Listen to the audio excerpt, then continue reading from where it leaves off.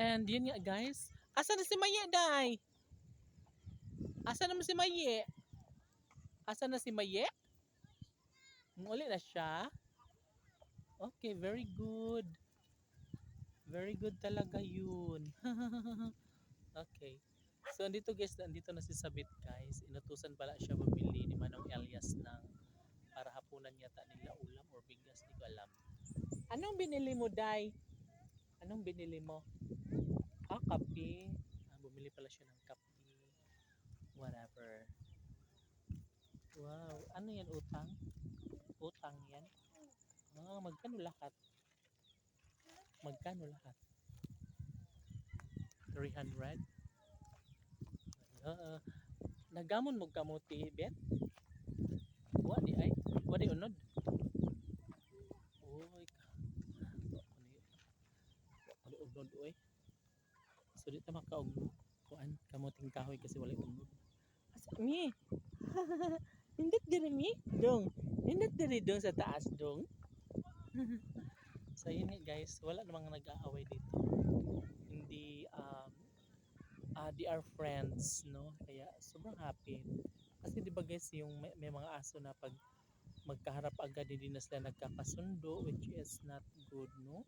So hindi naman natin din mapipilit dahil um feelings nila yon, baka mabigat yung loob nila sa isa't isa. So wala tayong magawa. So instead, need nating mag-pray para sa kaayusan ng lahat, para maging peaceful ang ating puso't isipan, para mas magiging mapayapa ang bawat isa. Diba? Para walang gulo. Loko yun ah. Dong, asa imong uyab dong? Dong, asa imong uyab dong? Alain na ni Dudong mo. So, di ba? Hala, sobrang perfect naman dito. So guys, palubog na yung araw dito. So dito guys ay makikita mo pa rin talaga, no? Kasi nga nasa taas to guys, nasa taas na area, taas na bahagi, no? So medyo ano siya, um, hindi talaga siya agad-agad na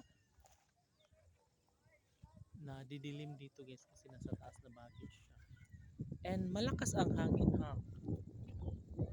Yun lang naman talaga maganda dito guys, maganda yung ano, aurahan dito, view, diba?